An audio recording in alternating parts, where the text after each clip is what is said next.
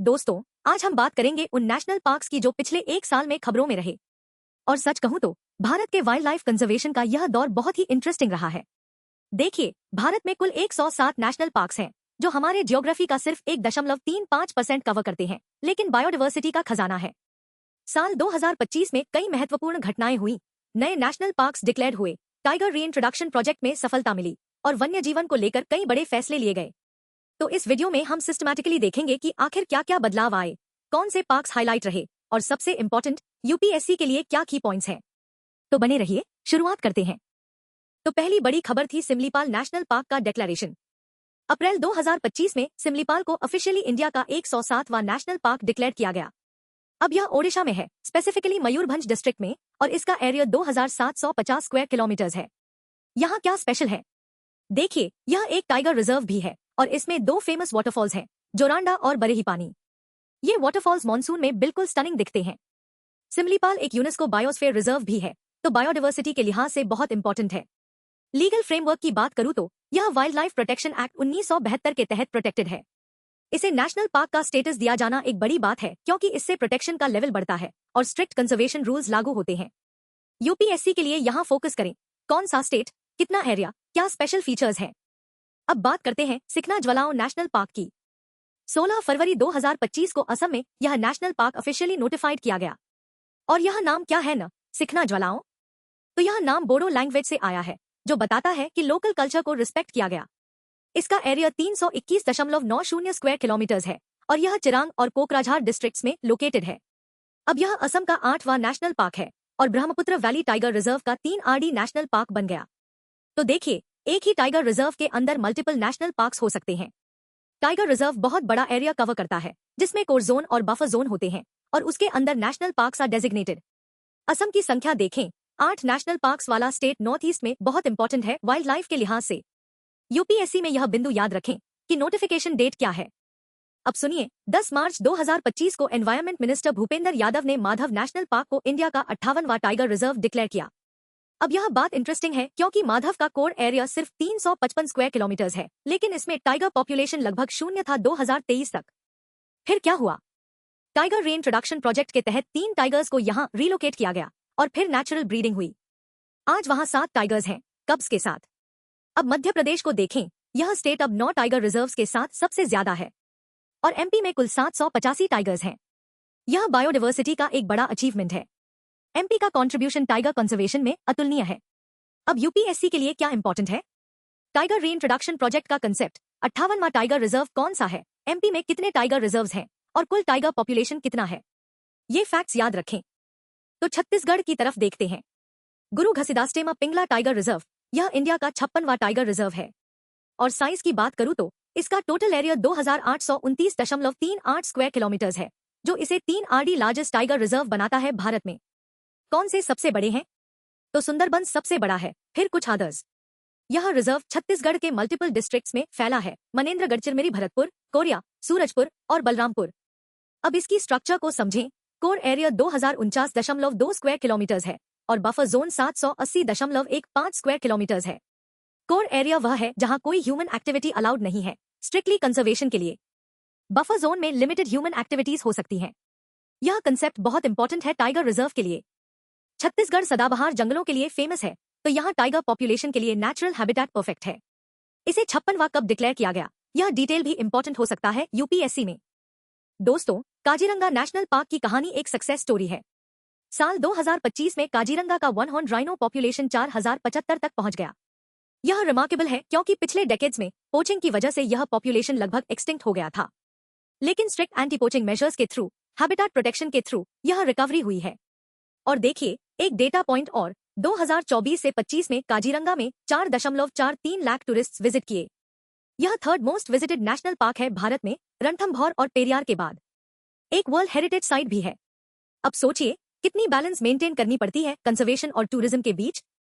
असम में यह पार्क कितना महत्वपूर्ण है इकोनॉमिकली और इकोलॉजिकली। टूरिस्ट रेवेन्यू से लोकल कम्युनिटी को भी बेनिफिट मिलता है और कंजर्वेशन फंड्स भी आते हैं। लेकिन ओवर एक्सप्लॉयटेशन का खतरा भी है। यह सब यूपीएससी में आ सकता है। Rhino conservation, human wild life conflict, sustainable tourism का कंसेप्ट। अब एक दूसरा एंगल देखते हैं काजीरंगा का। हर साल मॉनसून आता है और काजीरंगा में बाढ़ आती है। यह बाढ़ आने वाली बात है, नेचुरल फेनोमिनन है, लेकिन वन्यजीवों के लिए चैलेंजिंग होती है। साल 2025 में क्या हुआ? 23 हॉक डियर दुर्भाग्यवश पानी में डूब गए, लेकिन पाक अथॉरिटीज ने 82 एनिमल्स को रेस्क्यू किया। इसमें 15 हॉक डियर, एक राइनो काफ और दूसरे एनिमल्स शामिल थे। अब यहाँ कंजर्वेशन का एक इंपॉर्टेंट पॉइंट है, ये फ्लड नेचुरल है और पैराडॉक्सिकल रूप से ये ग्रासलैंड्स को मेंटेन करने के लिए जरूरी भी है।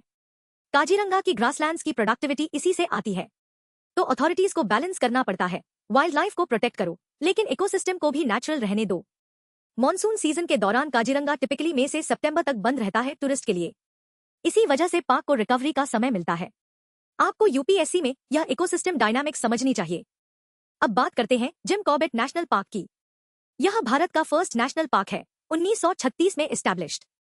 उत्तराखंड में है और इसका हिस्टोरिकल इंपॉर्टेंस बहुत है। शुरुआत में इसका नाम हेले नेशनल पार्क था, फिर 1956 में जिम कॉर्बेट के नाम पर बदला गया। जिम कॉर्बेट एक फेमस हंटर टर्न कंजर्वेशनिस्ट थे, तो यह पार्क का अपना हिस्ट्री है। अब आजकल की बात करें, इसमें 252 टाइगर्स हैं, जो पॉपुलेशन काफी हेल्दी है, और 1270 एलिफेंट्स, यानी यह फॉरेस्ट एलिफेंट कॉरिडोर भी है। साल 2025 में एक इंटरेस्टिंग रैंकिंग आई। ट्रिपएडवाइजर ने इसे 2 ND रैंक किया ग्लोबली नेचर पार्क्स के कैटेगरी में। पहला कौन है तो उस पर बहस हो सकती है, लेकिन पॉइंट यह है कि जिम कॉर्बेट वर्ल्ड क्लास है। लेकिन एक इशू भी है, प्राइवेट बसेस ने कोर जोन और बफर जोन में एंट्री ली थी, जिसे लेकर सुप्रीम कोर्ट में केस चल रहा है। और एक पॉजिटिव डेवलपमेंट, फटो टूरिज्म जोन नया खोला गया। कंजर्वेशन के साथ इको टूरिज्म को बैलेंस करने की कोशिश है। यूपीएससी के लिए फर्स्ट एनपी, कौन सा state, tiger count, elephant count और करंट कंजर्वेशन इश्यूज। दोस्तों, कूनो नेशनल पार्क की कहानी एक मॉडर्न कंजर्वेशन मिरेकल है। मध्य प्रदेश में यह पार्क है और यह अकेली जगह है भारत में जहां चीतास है। क्यों? क्योंकि भारत में चीता लोकली एक्सटिंक्ट हो गए थे। तो क्या किया? इंटरनेशनल कोऑपरेशन के तहत नमीबिया और साउथ अफ्रीका से चीतास को लाया गया। रीइंट्रोडक्शन प्रोजेक्ट शुरू हुआ और अब देखिए कब्स पैदा हो रहे हैं कैप्टिविटी में भी। यह बड़ी बात है क्योंकि ब्रीडिंग का मतलब है पॉपुलेशन ग्रो करेगा। अब एक स्ट्रैटेजिक मूव यह है कि कूनो को माधव नेशनल पार्क से कॉरिडोर से कनेक्ट किया गया। कॉरिडोर का मतलब है एक प्रोटेक्टेड पैसेज जहां से एनिमल्स मूव कर सकते हैं दोनों पार्क्स के बीच। लेकिन एक कंसर्न भी है, प्रेडेटर कंपटीशन। चीता कार्निवोर है तो टाइगर, लेपर्ड के साथ फूड के लिए कॉम्पीट करेगा। प्रे अवेलेबिलिटी एक चैलेंज है, लेकिन यह एक्सपेरिमेंट इंपॉर्टेंट है क्योंकि यह दिखाता है कि लोकली एक्सटिंक्ट स्पीशीज को रीइंट्रोड्यूस किया जा सकता है। यूपीएससी के लिए चीता की कैरेक्टरिस्टिक्स, रीइंट्रोडक्शन का कॉन्सेप्ट, इंटरनेशनल कोलैबोरेशन और इकोलॉजिकल चैलेंजेस। अब एक सैड लेकिन इंपॉर्टेंट स्टोरी सुनिए। रणथंभौर नेशनल पार्क, राजस्थान में एक वेरी फेमस टाइग्रेस थी, T84, जिसे एरोहेड भी कहते थे। क्यों एरोहेड? क्योंकि उसके माथे पर एक यूनिक एरो शेप का मार्किंग था। वह एक of the most photograph tigers थी दुनिया भर में। लेकिन जून 2025 में बोन कैंसर से उसकी डेथ हो गई। यह एक इमोशनल लॉस था टाइगर लवर्स के लिए, लेकिन उसकी कब्ज बच गए और अथॉरिटीज ने इंटेलिजेंटली उन्हें डिफरेंट रिजर्व्स में डिस्ट्रीब्यूट किया जेनेटिक डाइवर्सिटी बनाए रखने के लिए।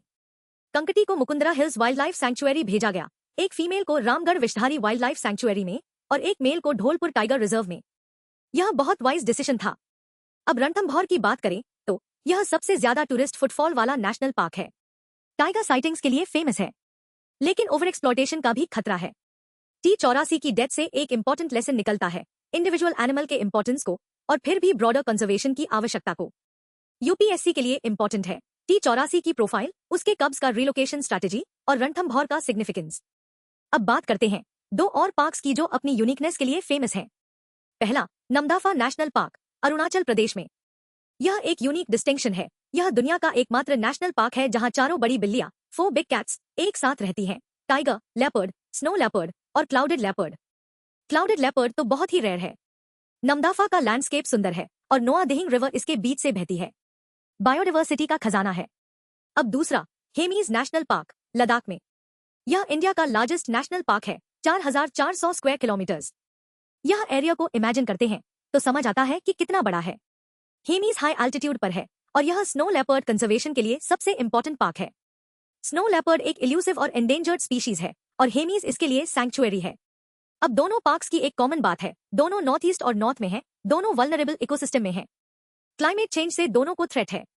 यूपीएससी के लिए नमदाफा में 4 बिग कैट्स, हेमीज की एरिया और स्नो लेपर्ड कंजर्वेशन। अब आखिरी बात, यूपीएससी के लिए बजट और पॉलिसी रिलेटेड इन्फॉर्मेशन। साल 2025 से 26 में वाइल्ड लाइफ के लिए बजट देखें तो 450 रुपए करोड़ एलोकेट किए गए वाइल्ड लाइफ हैबिटेट्स के लिए। प्रोजेक्ट टाइगर और प्रोजेक्ट एलिफेंट को 290 रुपए करोड़ दिए गए, जो 18% का इंक्रीज है पिछले साल से। यह दिखाता है कि कंजर्वेशन को सीरियसली लिया जा रहा है।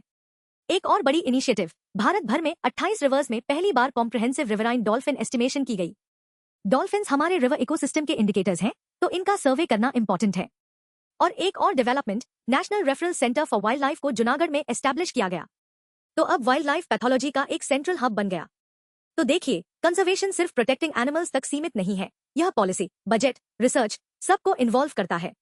अब अंत में एक बात, ये टॉपिक्स प्रीलिम्स में भी आते हैं फैक्ट्स के रूप में, और मेंस में भी जब पॉलिसी और कंजर्वेशन मैकेनिज्म्स की बात होती है।